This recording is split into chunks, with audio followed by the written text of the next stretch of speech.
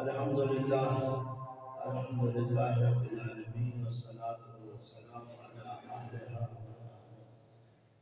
اما بعد فقد قال اللہ تعالی فی کتابہ تعالی بسم اللہ الرحمن الرحیم ولسوف یعطیک ربک فترضی۔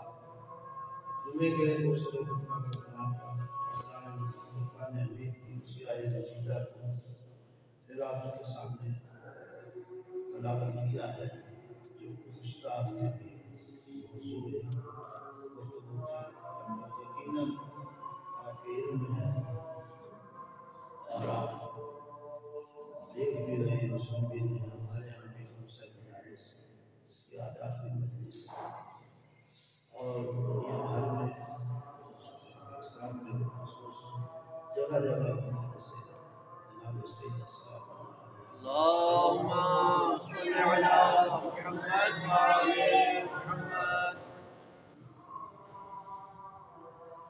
چونکہ یہ ایام جناب سیدہ ہیں، بی بی طاہرہ کے ایام ہیں، اور جتنی بھی گفتگو ہو سکے اتنا ہی کم ہے، اور میں نے اس ضرورت پہ گزشتہ ہفتے اور اس آیا کے تحت میں معلومات بھی پیش کی تھی وَلَسَوْفَ يُعْطِيكَ رَبُّكَ فَتَرْضَىٰ کہ اللہ رب العزت نے یہ ارشاد فرمایا کہ ابھی تمہیں ہم عطا کریں گے کہ تم راضی ہو جائے گا۔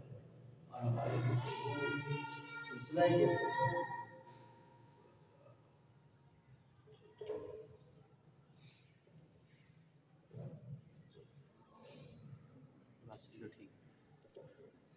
چلتے چلتے اس مقام پہ پہنچا کہ اللہ رب العزت نے پھر پونے 2 سال بعد یا 2 سال بعد جبرائیل کو یہ پیغام دے کے بھیجا کہ یہ جو تمہیں تانے دے رہے ہیں کہ اب ڈر ہے اور یہ سمجھ رہے ہیں کہ آج کے بعد یہ 50-60 سال کے بعد یہ نہیں چلا جائے گا، زندہ نہیں رہے گا، تو اس کا یہ سلسلہ بھی ختم ہو جائے گا۔ یہ آیات کی تلاوت کرنا، یہ کتاب کی تعلیم دینا، یہ خود کی تعلیم دینا، یہ نفس کو پاک کرنا، یہ گمراہی سے نکالنا، یہ اپنے دین کی تبلیغ، یہ شریعت کی ترویج، یہ سارے معاملات ختم ہو جائیں گے۔ چونکہ ہم تو وہ شکار کر کے تھک گئے، قتل کرنے کا منصوبہ بنایا، ناکام ہو گئے، ہم نے سوشل بائیکاٹ کیا، ناکام ہو گئے، پتھر مارے، ناکام ہو گئے، اڑتے پٹھن کا ناکام ہو گئے، گریبان پکڑا ناکام ہو گئے، گالی گلوچ کی ناکام ہو گئے، ساحر کا، جادوگر کا، نہ معلوم کیا کچھ ہم نے بہتان لگائے کہ یہ رسیہ ہے، اس قسم کا خواتین کا۔ بہرحال ہزارہا کوشش کے باوجود یہ جو اپنا نبی کہہ رہا ہے، رسول کہہ رہا ہے، دعویٰ نبوت و رسالت کر رہا ہے، تو اب چونکہ اس کا آخری بیٹا تھا وہ بھی دنیا میں نہ رہا، پہلے طیب طاہر قاسم چلے گئے، اب ابراہیم بھی چلا گیا۔ ایک بیٹی ہے، بیٹیوں سے ہمارے یہاں نسل چلتی نہیں ہے، بیٹیوں سے ہمارے یہاں یہ سلسلہ بڑھتا نہیں ہے، اس لیے اس کا یہ سلسلہ ختم ہو جائے گا۔ تو خوشی کر رہے تھے، خوشی منا رہے تھے پیغمبر کو علیہ السلام، ابتر کے تانے دے رہے تھے، اور جہاں پیغمبر کی حوصلہ شکنی کر رہے تھے اور تانے دینے جا رہے تھے، وہاں اپنے افراد کی حوصلہ افزائی بھی کر رہے تھے کہ وہ گھبرائے نہیں، یہ آج نہیں تو کل نہیں تو پرسوں دنیا سے چلا جائے گا، اس کا یہ سلسلہ ختم ہو جائے گا۔ اللہ رب العزت آئے پیغمبر اکرم کو تکلیف دی اور اللہ رب العزت نے پھر جبرائیل کو اس لیے کوثر دے کے بھیجا جو گزشتہ ہفتے اپنے آپ میں عرض کیا کہ اِنَّا أَعْطَيْنَاكَ الْكَوْثَرَ، بسم اللہ الرحمن الرحیم، اِنَّا أَعْطَيْنَاكَ الْكَوْثَرَ کہ حبیب گھبرا نہیں، تیرا سلسلہ ختم ہونے والا نہیں ہے، تیرا سلسلہ رکنے والا نہیں ہے، اور اگر تیرے بیٹے نہیں رہے تو ہم تیرے سلسلے کے اسی بیٹی سے آگے بڑھائیں گے، ہم نے تمہیں کوثر عطا کیا ہے۔ اب جو تیرے کام تھے، جو تیرے بعد یہ لوگ سمجھ رہے تھے رک جائیں گے، وہ رکنے نہیں، آگے بڑھیں گے۔ تبلیغ بھی اسی کی نسل سے ہوگی اور یہ تیری نسل کہلائے گی، اس کی اولاد تیری اولاد کہلائے گی، اور تاریخ میں آپ نے دیکھا کہ واقعہ حسنین شریفین اور پھر مباہلہ میں اللہ رب العزت نے جو آیت بھیجی اور اس آیت کے جواب میں پیغمبر خدا جو شہادتوں کو لے کے گیا ظاہر اللہ کے حکم سے لے کے گئے تھے اور یہ عملاً ثابت کیا کہ آج کے بعد یہ نواسے ہی نہیں یہ بیٹی ہے اپنا لگتا ہے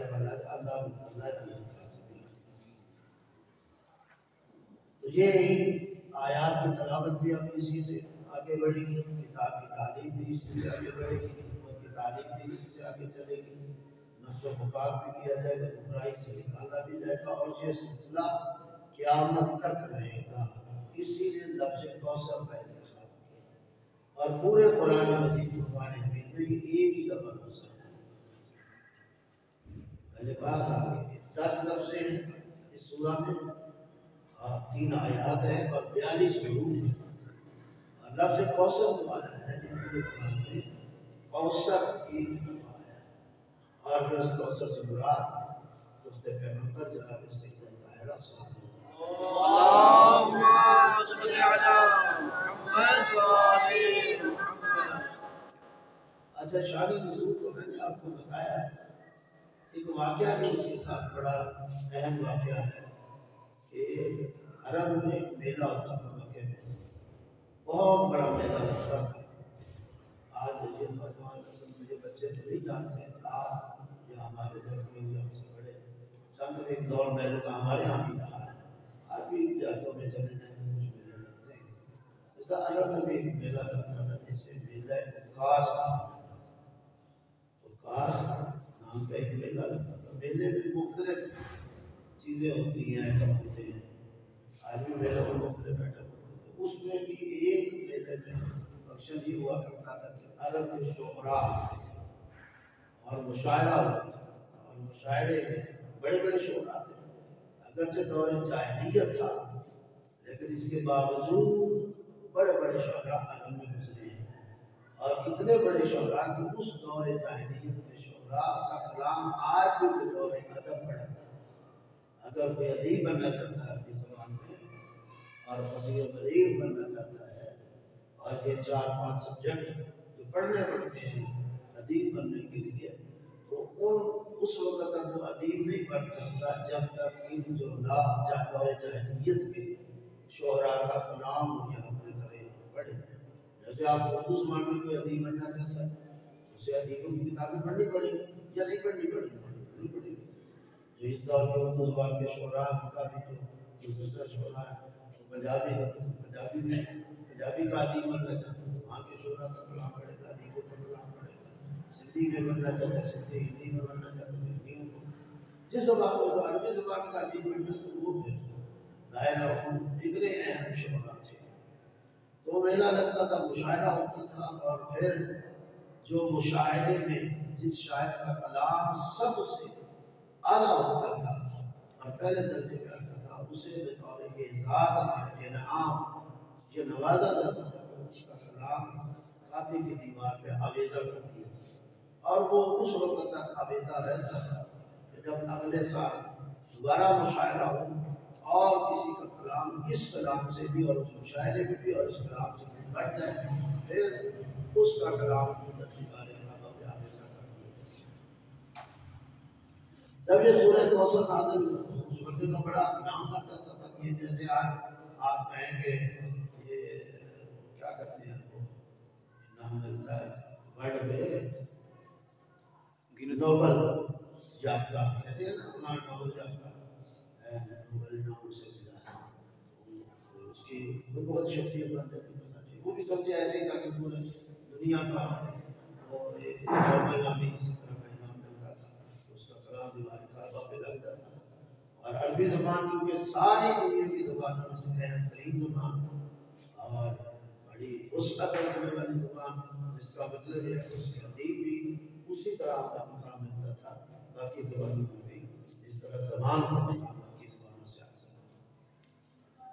تو اس سال جو میلہ لگا اس میلے میں جس شاعر کو یہ اعزاز حاصل ہوا اور جس کا کلام سب سے آگے نکلا اور اس کے کلام کو دیوار کعبہ پہ आवेजा कर दिया गया वो इमराउल कैस। कौन था? इमराउल कैस। उसका कलाम जो है दीवार काबा पे लगा दिया गया, आवेजा हो गया इमराउल कैस का कलाम। और जाहिर है पहले भी बड़ा शहर था, अब और बड़ा उसका नाम हो गया और वो उस दौर का सबसे बड़ा शहर कहलाया। जब जिब्राईल ये सूरा लेके आए और पैगंबर पर तिलावत की, बिस्मिल्लाहिर्रहमानिर्रहीम इन्ना आतैनाकल कौसर फसल्लि लिरब्बिका वनहर मिन शानिका वल अब्तार। और ये कुरान का एजाज है कि पैगंबर उठे और इस सूरा को लगा के दीवार काबा पे जहाँ इमरान कैस का कलाम लगा होता उसके ऊपर आपने सूरा कौसर को आवेजा कर। ये लफ्ज़ एजाज याद रखना चाहिए कि ये कुरान का मुअज्जिज़ा है, कुरान का एजाज है, इसके कलाम से बढ़ के किसी का कलाम नहीं हो सकता। और एक प्रोपेगेंडा भी किया जाता था कि ये जो कहता है अल्लाह की किताब, अल्लाह का कलाम मैं पढ़ता हूँ और तुम्हें सुनाता हूँ, ये अल्लाह का कलाम है, ये इसका अपना खुद साख्ता कलाम है। कुरान मजीद को उतरने पहले और जाहिलियत के लोगों का ये ख्याल था, प्रोपेगेंडा भी था कि ये हमें ऐसे कहता है कि मैं अल्लाह का कलाम तुम्हें सुना रहा हूँ, अल्लाह का कलाम नहीं। यानी वो वही इलाही की नफी करते थे, कुरान की नफी करते थे, ये इसका अपना खुद साख्ता कलाम है। तो पैगंबर ने सूरत कौसर को वहाँ आवेजा कर तवज्जो है मेरी तरफ, आवेजा कर दिया। तो जैसे आवेजा हाँ जाहिर है एक मेले में पास होना और एक नंबर पे आना और फिर लगना, अभी मेला भी नहीं है और एक कलाम को जाकर लगा दिया गया, तो ये उस शायर की तौहीन थी, बड़ी बहुत बड़ी तौहीन और तस्लीम थी। लोग दौड़े और इमरान कैस के घर पहुंचे, उसका दरवाज़ा बजाया। उसने जब दरवाज़ा खोला तो ये भी एक बात सुनते जाइए कि अदीब लोग अपनी ज़ुबान की हिफाजत करते हैं। किसी ज़ुबान के भी अदीब होते हैं, वो अपनी ज़ुबान की बड़ी हिफाजत करते हैं, आम बाजारी लोगों से वो बातें नहीं करते ताकि उनकी ज़बान खराब ना हो। आप भी उर्दू बोलते हैं, आप भी कौमी ज़ुबान है उर्दू, लेकिन अगर आप अदीमों में बैठेंगे तो फिर आपको एहसास होगा कि आपकी उर्दू कितनी कमज़ोर है और अदीमों की उर्दू कितनी आला और अरफा।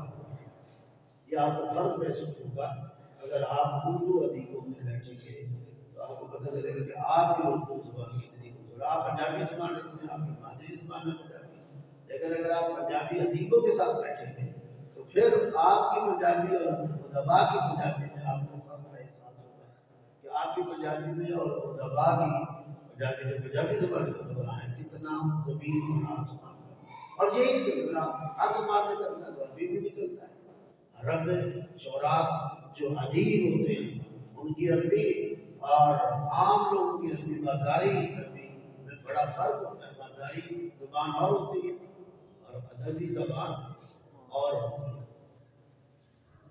तो इसलिए अदीब जो है वो अपनी ज़बान की हिफाजत करते हैं, वो आम लोगों से मेल जोल नहीं रखते, आम लोगों से बातें नहीं करते ताकि उनकी ज़बान में बिगाड़ पैदा ना हो। ज़बान की हिफाजत की खातिर वो लोग ये काम करते हैं। अरबी शोरा भी जो बड़े बड़े थे आम लोगों से कलाम नहीं करते थे। इमरान कैस में जब दरवाज़ा खोला तो लोगों ने शोर डाल दिया कि तेरी तो तौहीन होगी, तेरा बचा ही कुछ नहीं, तेरा राय कुछ नहीं, तेरे कलाम के ऊपर। उसने ऐसे मुँह से इशारा किया कि क्या बात है, बोलता नहीं था ताकि मेरी ज़ुबान लोगों से खराब ना हो। इशारों को तो लोग तो वो तो उनको तो इशारों की जरूरत है, वो तो कहने लगे तेरा पल्ले कुछ नहीं रहा, तेरे कलाम के ऊपर उस पैगंबर का नाम लिया सल्लल्लाहु अलैहि वसल्लम, उन्होंने अपना कलाम लगा दिया, अपना कलाम तो कुछ नहीं रहा।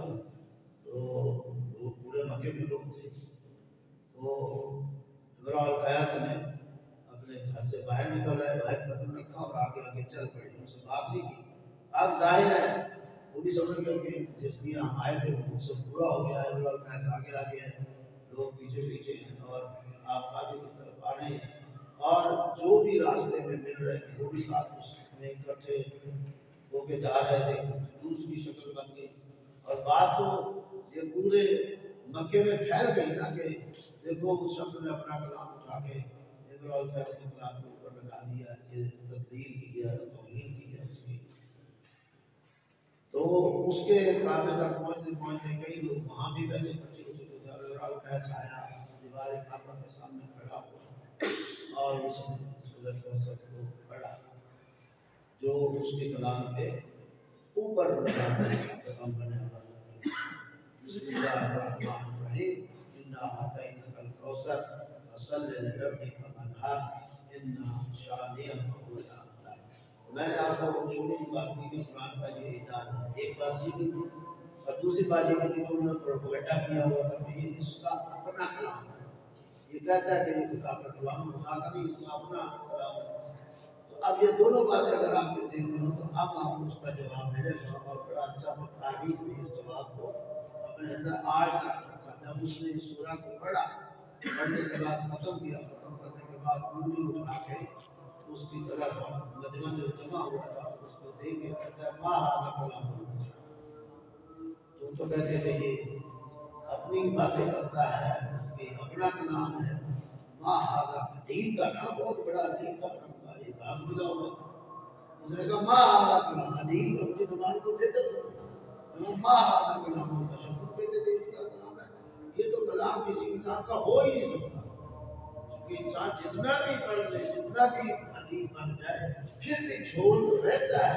حقیقت ہے جب بھی مشاعرے ہوتے ہیں اور کسی شاعر کا کلام آگے بڑھتا ہے وہ ایسے نہیں بڑھتا، وہ اس کے بڑھنے کا وجوہ ہوتی ہے اور وہ وجوہ یہی ہوتی ہے کہ باقی کلام سے اعلیٰ تر کلام ہوتا ہے. اس میں خصوصیات یقین ہوتی ہے تبھی اسے وہ اعزاز دیا جاتا ہے، نوازا جاتا ہے. تو اس نے جب پڑھا پڑھ کے کہا ما ھذا کلام البشر، یہ کسی انسان کا کلام تو نہیں تھا، انسان کا کلام ہے. اس دن سے یہ سند ہو گئی، یہ جو پروپیگنڈا ٹوٹ گیا. یہ جو پروپیگنڈا کیا جاتا تھا کہ یہ اس کا اپنا کلام ہے. اور یہ امرؤ القیس کا جملہ ہے جو آج بھی تاریخ کا حصہ بن گیا.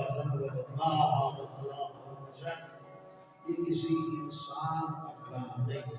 یہاں سے ایک اعجاز بھی قرآن کا سامنے آیا کہ یہ قرآن کا اعجاز ہے کہ جس کو اس دور کے بڑے بڑے ادیب بھی مان گئے کہ نہیں یہ بہت اعلیٰ ترین کلام ہے. اور پھر یہ آپ کے ذہنوں میں بیٹھنے والی بات ہے کہ بٹھانی چاہیے اور ان چیزوں سے دلچسپی رکھا کریں کہ مشاعرے تو ہوتے رہے، لوگوں کو انعام تو ملتا رہا، ادیب تو بڑھتے رہے، لیکن پھر کسی ادیب کا کلام دیوار کعبہ پہ دوبارہ آج تک نہ لگ سکا. اس لیے نہ لگ سکا کہ چاہے جتنے بھی ادیب آئے کسی کا کلام بھی سورہ کوثر میں سے بڑھ کر نہیں. تو پھر مجھے یہ بھی جملہ کہنے دیجیے قرآن کے اعجاز کو سمجھنے کے لیے کہ آپ سمجھیں کہ یہ قرآن کا سب سے چھوٹا سورہ ہے. میں نے جس طرح عرض کیا کہ 42 حروف ہیں، 10 لفظیں ہیں، 3 آیت ہیں. سب سے چھوٹا سورہ ہے یہ قرآن مجید قرآن حمید کا. جب چھوٹے سورہ کا یہ حال ہے تو باقی سوروں کا پورے قرآن کا کیا عالم ہوگا. تو چونکہ ہمیں دلچسپی نہیں ہے قرآن سے اور ہم کوشش بھی نہیں کرتے، جب قرآن سے دلچسپی نہیں ہے تو زبان سے کیسے دلچسپی، زبان سے دلچسپی نہیں ہے تو قرآن سے بھی نہیں ہے. وَإِلَّا اگر زبان سے دلچسپی ہو تو ایک بات سنو گے، اگر قرآن سے دلچسپی ہو تو پھر ہم قرآن پڑھتے بھی قرآن کا مطالعہ بھی کرتے ہیں. اور اگر قرآن ہم پڑھتے ہیں اور قرآن کا مطالعہ کرتے ہوں تو ہماری زندگی میں نکھار بھی کرتے ہیں، ہماری مشکل سوال جائے، ہماری زندگیوں میں جو جھول نظر آتا ہے یہ نکل جائے. بہت سے عقائد آپ اگر قرآن پڑھنا شروع کر دیں تو وہ آپ کے ٹھیک ہے. کسی عالم دین سے بحث کرنے کی بھی آپ کو ضرورت نہیں پڑے، کسی بزرگان کے پاس نہ بھی جائیں، فقط قرآن فہمی اختیار کر لیں، قرآن کو سمجھنا شروع کر دیں، قرآن کا مطالعہ شروع کر دیں، قرآن کی تلاوت کے ساتھ ساتھ قرآن کو سمجھنا بھی شروع کر دیں، اس کا ترجمہ بھی پڑھیں تاکہ آپ کو پتہ چلے کہ رحمان آپ سے کہنا کیا چاہ رہا ہے، خدا آپ سے کیا باتیں کرنا چاہ رہا ہے. ظاہر ہے جو شخص انسان اپنے محبوب کی زبان کو سمجھنا چاہتا ہے، محبوب کے معانی تک پہنچنا چاہتا ہے، محبوب کے مطالب تک اور مفاہیم تک یہ انسان جانا چاہتا ہے۔ اگر جن کا خدا محبوب ہوگا اور جن کا خدا محبوب ہو، اور یہ ممکن ہی نہیں ہے کہ وہ قرآن فہمی سے دور رہیں اور اپنے آپ کو دور رکھیں۔ تو یہ میں سمجھ سکتا ہوں کہ ہم اپنے آپ کو دیکھ سکتے ہیں اور اپنا فیصلہ کر سکتے ہیں کہ ہم خدا کو کتنا محبوب رکھتے ہیں یا خدا ہمارا کتنا محبوب۔ وہ تو آپ کو محبوب رکھتا ہی رکھتا ہے، آیا انسان بھی خدا کو محبوب رکھتا ہے یا فقط دعویٰ ہی کرتا ہے؟ یہ پتہ چل جائے گا خود انسان کو کہ کتنا قرآن سے اسے محبت ہے، کتنی قرآن سے اسے محبت ہے اور کتنا قرآن سے لگاؤ ہے۔ اس کا لگاؤ اور اس کی محبت بتا دے گی کہ یہ خدا سے کتنا پیار کرتا ہے۔ ہم یہ فیصلہ کر سکتے ہیں۔ اور اگر قرآن ہمارے گھروں میں گرداب میں اٹا پٹا پڑا ہو اور قرآن ہمارے گھروں میں تہ در تہ غلافوں میں لپٹا رکھا ہو اور قرآن کو ہم نے کبھی دیکھنے کی سعادت بھی حاصل نہ کی ہو، تو پھر میں سمجھ سکتا ہوں کہ ہم یہ کہہ سکتے ہیں کہ ہمارا دعویٰ قرآن سے کتنا صحیح ہے جو ہم دعویٰ کر رہے ہیں۔ اور یہ دعویٰ محبت خدا کہ ہم خدا سے محبت رکھتے ہیں، خدا سے محبت کرتے ہیں، خدا ہمارا محبوب ہے، خدا سے ہمیں پیار ہے، خدا جہاں ہمارا خالق رازق مالک ہے، جہاں سب کچھ ہے۔ آیا یہ زبانی دعوے کرتے ہیں سب کچھ، یا واقعاً ہم نے خدا کو سب کچھ سمجھا ہے؟ عملاً بھی سمجھتے ہیں قرآن خدا کو ہم سب کچھ؟ اگر سمجھتے ہوتے تو پھر ہم کوشش کرتے ہیں اپنی زندگی میں تاکہ قرآن کو پڑھے، قرآن فہمی اختیار کریں، پتہ چلے کہ خدا ہم سے کیا کہہ رہا ہے۔ بسم اللہ سے لے کے سینے والناس تک یہ کوئی ہیر تو نہیں ہے،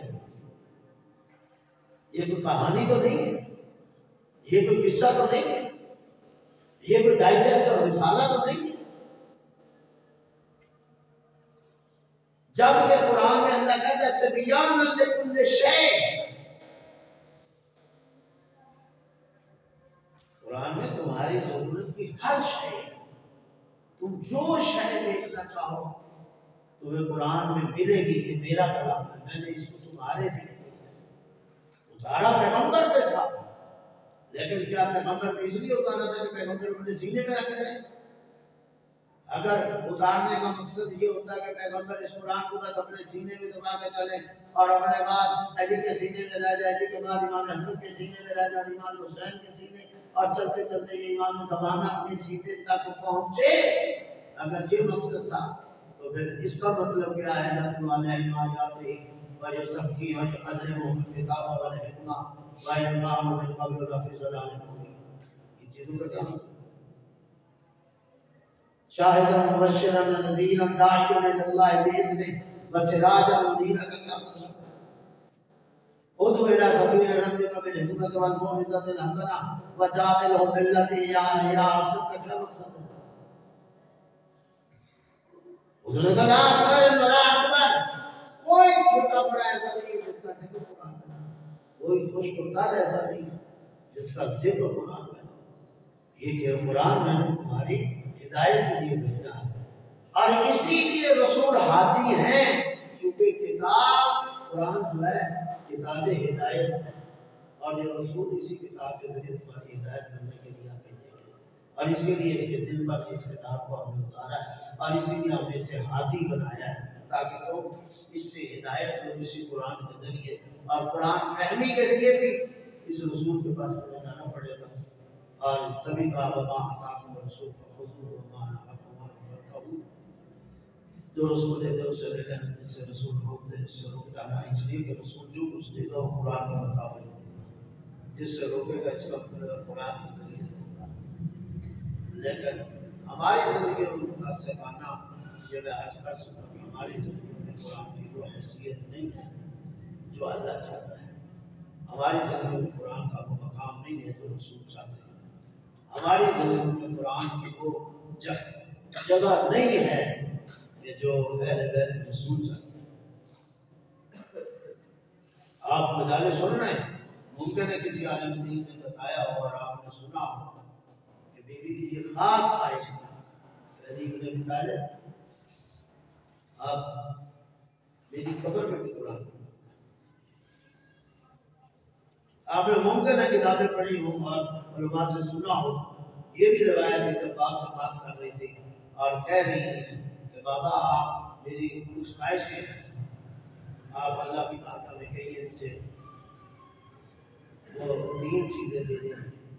تو اس میں سے ایک چیز جو آپ نے مانگی نے کہا بتائیے بیٹا کیا چاہتے ہیں. اللہ سے کہیے جب تک میں دنیا میں رہوں اور میرا آخری سانس بھی ہو میرا قرآن سے رشتہ نہ چھوٹنے پائے، میرا داتا نہ ٹوٹنے پائے. جن کو قرآن کی اہمیت رسول کی بیٹی یہ سمجھتی ہے اور یہ اہل بیت کا رشتہ ہے قرآن سے اور قرآن سے محبت اور وابستگی ہے اور قرآن کی عظمت ہے کہ ہم نے فقط بعض چیزیں یا فضائل سمجھ کے سنتے ہیں یا مسائل سمجھ کے سنتے ہیں تاکہ رو لیا جائے. اس فضیلت کے پیچھے فلسفہ کیا ہے یا جس مصیبت پہ ہم رو رہے ہیں اس کے پیچھے حکمت کیا ہے، اس حکمت کی طرف ہم جانے کے لیے اور سوچنے اور سمجھنے کے لیے تیار نہیں ہوتے. وَإِلَّا گردن تن سے جدا ہو جائے، سر تن سے جدا ہو جائے اور لوگ کے نظام میں سوار ہو کر بھی قرآن کی تلاوت ہو رہی ہو تو یہ چیز کیا سمجھنے اور سمجھانے کے لیے اور اس کو پرکھنے کے لیے کافی نہیں ہے کہ اس اہل بیت کا قرآن کے ساتھ جدا نہ ہونے والا رشتہ ہے کہ یہ تن سے جدا بھی ہو گیا ہے اس ساتھ تب بھی ان کے نظام میں یہ قرآن تلاوت کرتا ہے. یہ کس لیے تلاوت ہوتی ہے؟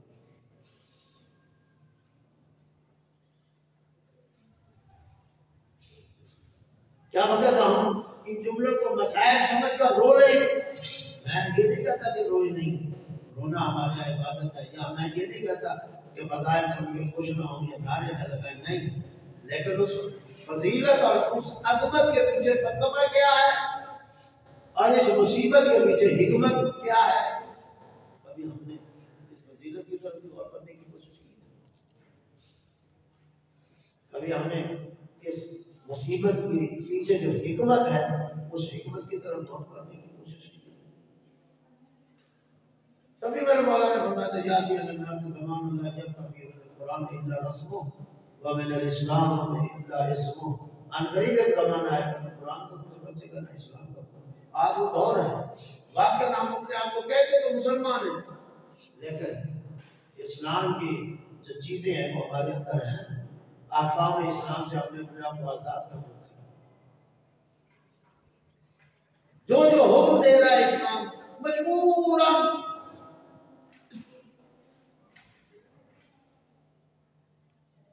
ہم کچھ کام کرتے ہیں تاکہ کم از کم ہم یہ ثابت کر سکیں کہ ہم مسلمان ہیں. ہم لوگوں کو کہہ سکیں کہ مجبور ہوگا اور اللہ اگر دل سے ہو یہ چیزیں اور وہ وابستگی جو قرآن چاہتا ہے اللہ چاہتا ہے جو رسول چاہتے ہیں اہل بیت علیہ السلام چاہتے ہیں تو پھر قرآن کے ساتھ ہمارا یہ جو رکھا ہوا ہے، یہ جو قرآن کے ساتھ ہمارا برتاؤ ہے، یہ جو قرآن کے ساتھ ہمارا رویہ ہے، کیا یہ برتاؤ، یہ رکھاؤ، یہ رویہ ہمیں سمجھانے کے لیے کافی نہیں ہے کہ ہم نے اپنی زندگی میں قرآن کو کیا حیثیت دی؟ قرآن ہماری زندگی میں کوئی حیثیت نہیں رکھتا. ناراض نہ ہوئیے کہ میں باتیں کر رہے ہیں.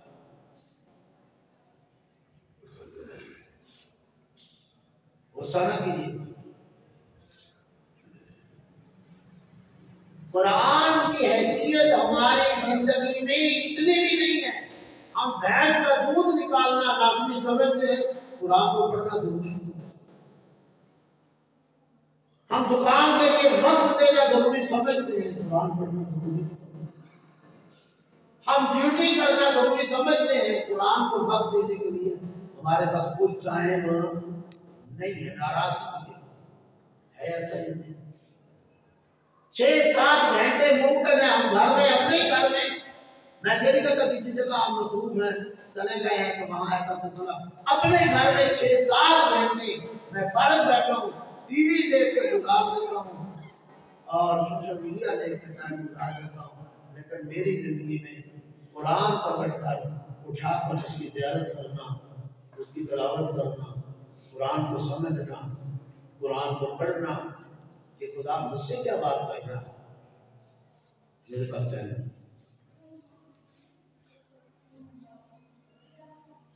ایک شاعر آپ سامنے گزرا ہے، یقیناً آپ نے سنا ہوگا، منیر نیازی، اس کی ایک نظم ہے، اس کا بار بار سوال کیے کہ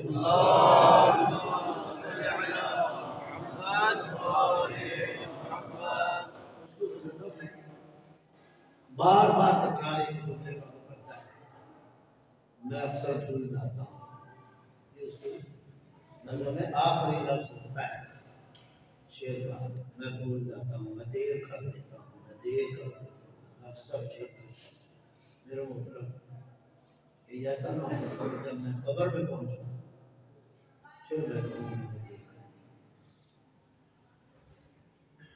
میں بھول گیا۔ لیکن اگر آج یاد کر لیں گے تو اس کا کیا کہتے ہیں دوبارہ اعادہ ہو سکتا ہے، اس دیر کو ختم کیا جا سکتا ہے، لیکن قبر میں جا کے پتہ چلے کہ میں نے دیر کی۔ میں کہتا ہوں معاشرے میں اگر مسلمان قرآن کو صحیح پڑھ لیتا، قرآن کا لیے نعرہ جو لگایا تھا کہ میرے لیے قرآن کافی ہے، اگر اس نعرے میں قائم کیا جاتا آج اتنے فرقے اسلام میں نہ ہوتے، اور پھر ہر فرقے کے اندر اپنی بات کر لیتا ہوں، اگر شیعہ بھی قرآن کو صحیح پڑھ لیتے تو آج شیعوں میں بھی یہ بٹوارا اور یہ ٹکڑے بازی اور یہ چیزیں نہ ہوتی۔ اس کی ایک وجہ یہ ہے کہ مسلمانوں کی اور ہماری بھی ہم جا رہے ہیں مسلمانوں کا حصہ کہ ہماری قرآن سے دوری، قرآن سے ہماری کوئی نزدیکی نہیں۔ پھر قبر میں جانے کے میں نے دیکھا تو جب میری حالت یہ ہے کہ میں باپ ہو کر، گھر کا فرد ہو کر، بڑا فرد ہو کر میں قرآن سے اتنا دور ہوں تو پھر میری اولاد کتنی یہ میں کیسے کہہ سکتا ہوں؟ میں نے کئی دفعہ تجربہ کیا، کئی دفعہ دیکھا ہے، کئی دفعہ مولانا نے مجھے شکایت لگائی ہے کہ میں گھروں میں پیغام بھی بھیجتا ہوں، میں کہتا بھی ہوں، خود بھی انہوں نے والدین سے بات کیا آپ کا بچہ نہیں آتا، کیا کرے جی ساری سنتے نہیں مانتے نہیں، اگر تیری باتیں باقی باتیں مان جاتے باقی باتیں مان جاتے تیری اولاد قرآن کی بات نہیں مانتے، اصل کہہ کہ تو نہیں مانتا، تو قرآن کو اہمیت نہیں دینا چاہتا۔ اور بہت اکثر میں کہوں گا جس طرح ہم قرآن کو کوئی اہمیت نہیں دیتے اسی طرح اہل بیت کو بھی ہم اہمیت نہیں دیتے۔ انہوں نے قرآن کافی کہہ کے قرآن کو کافی نہ سمجھا، ہم نے اہل بیت کا نعرہ لگا کے ہم نے بھی اہل بیت کو سمجھا، بس اہل بیت کا ہماری زندگی میں، وہ بھی اہل بیت کے ہماری زندگی میں نعرے کی حد تک ہے۔ کب ہم نے سوچا ہے کہ یہ اہل بیت علیہ السلام، یہ جو 12 ائمہ ہیں، یہ جو 14 معصوم ہیں، یہ ہم سے کیا چاہتے ہیں؟ یہ ہمیں کوئی تلقین کرتے ہیں یا نہیں کرتے؟ ایک بندہ، ایک بچہ باپ کی سنے ہی نہ، ساری زندگی نہ سنے، کیا اسے حق ہے کہ وہ کہے کہ نہیں یہ میرا ابا ہے اور میں ابے کی ساری گل مانتا ہوں؟ حق ہے کہہ دے کہ میں باپ کی ساری باتیں مانتا ہوں، میں باپ کی باتیں سنتا ہوں، میں باپ کی باتیں سمجھتا ہوں۔ اہل بیت علیہ السلام کے لیے جب ہم یہ دعویٰ کرتے ہیں کہ تم نہیں مانتے ہم مانتے ہیں، کبھی انصاف سے یہ بات کرو، شرم آنی چاہیے کہ ہم کہیں کہ نہیں ہم اہل بیت کو مانتے، تم نہیں مانتے، ہم نے کیا مانا ہے؟ کیا مانا ہے اہل بیت کو؟ ہم کتنی تو رسول کی مانی ہے، کتنی بطول کی مانی ہے، کتنی علی کی مانی ہے، کتنی امام حسن کی مانی ہے، کتنی امام حسین کی مانی ہے، کتنی چلے جائیے آپ کی امام تک، کتنی قومیں ہیں۔ میں اکثر کہتا رہتا ہوں، اب تو میری باتیں، کئی باتیں تو آپ کو حفظ ہو گئی، میں اکثر کہا کرتا ہوں میرے مطلب جس معصوم کی شہادت یا ولادت ہو، کم از کم نہیں آپ کو ٹائم ملتا تو اس معصوم کی ولادت کے دن اور اس معصوم کی شہادت کے دن کچھ فرق کتاب کو ضرور پڑھا کرو، تاکہ آپ کو اس امام معصوم کی زندگی کا پتہ چلے کہ اس اس معصوم نے اس معاشرے میں زندگی کیسے گزاری، کوئی تمہارے لیے نمونہ اور کیا تمہیں کچھ کہا نہیں کہا؟ یہ ایام جناب سیدہ کے چل رہے ہیں، انصاف سے بتائیں، ممکن ہے 2-3 مجلسیں آپ نے سن لی ہوں، اس میں بھی نہیں آپ آتے۔ مثلا ہم نے خمسہ رکھا، کیا یہ جمعے کے جتنے احباب آ رہے ہیں آتے ہیں؟ اکثر دوستوں کو میں نے کہا جی وہ کہتے ہیں وہ اس انداز سے کہتے ہیں میں بھی چپ، میرا تو کام ہے نا ابلاغ کرنا، میں ایک دفعہ کہہ دوں گا 2 دفعہ کہہ دوں گا، بار بار تو میں نہیں کہہ سکتا۔ اکثر کو میں نے کہتے سنا کہتے جی اگر 2 تک کرنا 2 تک ٹائم نہ ہو 2 تک وہ بھی کرنا ہے، نہیں کرنا ہے نہ ہو بھی کرنی ہے۔ اور اگر اسی گھر میں شادی ہو، اگر اسی گھر میں کوئی ایسا کرنا اللہ آپ سب کو محفوظ کیا کر، گھروں میں موتیں بھی ہوتی ہیں، بیماریاں بھی آتی ہیں، خوشی غمی سارے معاملات ہوتے ہیں، پھر ہمارے ٹائم نکل آتے ہیں۔ لیکن اگر کسی معصوم کی شہادت یا ولادت ہے اس کے لیے کوئی ٹائم نہیں۔ اتنے بڑے علماء، اتنے بڑی شخصیتیں اس جگہ ہم بلاتے ہیں، کس لیے بلاتے ہیں؟ یہ ہیر سنانے کا فائدہ۔ ادھر کوئی ایسا بندہ بلایا جائے کہ جو جاہل اور جس کی جہالت کو ہمارے ہاں جہالت بکتی ہے، پھر شاید سب کے ٹائم میں نکل آئیں گے، جگہ بھی نہیں ملے گی۔ لیکن وہ چکے میں اس چیز کے مخالف ہوں کہ میں عشرہ محرم شروع کرنے کا بھی یہی مقصد تھا، خواتین کا عشرے کا بھی یہی مقصد تھا، یہ خمسے کا بھی یہی مقصد تھا۔ لیکن افسوس یہ ہو کہ 5واں دن آج 5ویں مجلس ہے، یہ جمعے کے جتنے لوگ ہیں ان میں شاید 8 سے 10 افراد آتے ہیں یہ دن جمعے میں، باقی نہیں آتے۔ یہ ہے ہماری دلچسپی ہے، ٹائم نہیں نکلتا۔ شادی غمی خوشی ہو جائے پھر اپنا ٹائم آپ کی بھینسوں کا ڈیلے کا ٹائم آگے پیچھے ہو جائے گا، پھر دکانیں آپ کی بند ہو جائیں گی، پھر دفتر سے آپ چھٹی کر لیں گے، پھر کاروبار کو چھوڑ دیں گے، ٹائم کو سیٹ کر لیں گے۔ نہیں ہوگی تو کسی ایسی شخصیت آئیے تو آپ کی ہدایت کے لیے ہے، جو آپ کے لیے کچھ ہے نہیں ہے۔ تو میں نے اس لیے کہا نہ آئے، کوئی مسئلہ نہیں ہے، مدرسے میں نہ آئے، مجلس میں نہ آئے، کم از کم گھر میں ایسی کتابیں آپ کے پاس ہونی چاہیے۔ کم از کم ولادت اور شہادت کے دن جس معصوم کی ولادت اور شہادت ہے 4 برقے تو اٹھا کے پڑھے، کچھ ان کی مصیبتوں کے پڑھے، کچھ ان کے مناقب کے پڑھے، اور کچھ ورق جو انہوں نے قوم کو دیا ہے اس کے بارے میں پڑھے، تاکہ آپ کو پتہ چلے کہ اس معصوم نے زندگی کیسے گزاری اور آپ کو کیا دے گی۔ مثلا میں اب ٹائم ختم ہو گیا، 2-2.5 منٹ رہ گئے، تو میں کہتا ہوں اس بی بی کا ایک جملہ، کیونکہ بی بی کا ایام ہے، ہمارے پاس جمعے کے آنے کا ٹائم نہیں ہے بھائی۔ حالانکہ میں نے اس بارے میں کئی دفعہ کہا ہے کہ آپ کو اب 30 سال ہو گئے، نہیں ہو گئے یار، 30 دن نہیں ہے، 30 ہفتے نہیں، 30 مہینے نہیں، آپ کو پتا ہے کہ ایگزیکٹ اتنے بجے خطبہ شروع ہونا ہے، اتنے بجے جمعہ ختم ہو جانا ہے، لیکن آپ جب 12:15 شروع ہے، آپ بتائیں 12:30 کے بعد آنا لوگ شروع ہو جائے، اور کچھ اب بھی لوگ آ رہے ہیں، کچھ ابھی آ کے بیٹھے۔ مجھے یہ انصاف سے بتائیں یہ کیا ہے؟ یہ آپ کی وابستگی آپ کو بتا رہی ہے کہ آپ کی دین کی شادی ہوئی ہے۔ آپ شاید خانہ پوری کے لیے آتے ہیں کہ بس میرا دل مطمئن ہو جائے، لوگ بھی دیکھ لیں گے، میں بھی مطمئن ہو جاؤں، چلو اللہ بھی کسی حد تک مطمئن ہو جائے کہ میں آتا ہوں نماز میں جمعہ پڑھتا ہوں۔ لیکن کیا خود بھی اللہ نے اہم ہی رکھے یا بندہ چلو جو تھوڑے سے لیٹ ہو رہے ہیں کہ نماز میں مل لیں، اتنی دیر میں خطبے ہو جائیں، اور خطبے ہونے کے درمیان جی آ جائیں۔ کیا 2 رکعت نماز ہی جمعہ ہے؟ انصاف سے بتائیے کتنی دفعہ آپ کی خدمت میں گزارش کی، کتنی دفعہ آپ کی خدمت میں گزارش کی، کتنی دفعہ آپ کی خدمت میں یہ درخواست کی کہ کم از کم زندگی میں عادت ڈال دیں، 12:15 تک پہنچے کہاں؟ ایک بندہ غریب مسکین جہاں آ کے کھڑا ہے، مطالعہ کر کے کوئی بات آپ کو پہنچانا چاہتا ہے، آپ گھر میں بھی نہیں پڑھ رہے، کوئی کتاب بھی نہیں رکھی، سارا ہفتہ آپ کا گزر گیا بیکار، وہ کچھ لے کے آیا آپ کو 1 ہفتے بعد کچھ دینا چاہتا ہے، کم از کم اتنا تو کر لینا کہ اس 1 ہفتے بعد بھی ٹائم پہ آ جائے، کچھ نہ کچھ آپ کو مل جائے، کوئی امر بالمعروف، کوئی نہیں ہے منکر، کوئی چیزیں مل جائیں۔ لیکن نہیں، وہ آپ معذرت کے ذات کہتے ہیں آپ سب بڑے سخت بولتے ہیں، اب تو میری سختی بھی نہ میرے اندر رہی ہے، اور جو سختی ہے کہ وہ بھی آپ ماشاءاللہ عادی ہو گئے ہیں، وہ سختی پروف ہو گئی ہے کہ آپ کو میری سخت باتیں سخت نہیں لگتی، کیونکہ ان کی تو عادت ہے، یہ تو کہتے رہتے ہیں، تو کہتے رہتے ہیں، کھاتی رفت پیتی رفت، اب حیدر حیدر پیتی رفت، اور کوئی کم نہیں۔ بہرحال آخری جملہ بی بی کا، اور ٹائم بھی ختم ہو گیا، اور وہ جملہ میری اور آپ کی ہدایت کے لیے بی بی کا یہ جملہ ہے اور یہ ایام ہے۔ آپ نے فرمایا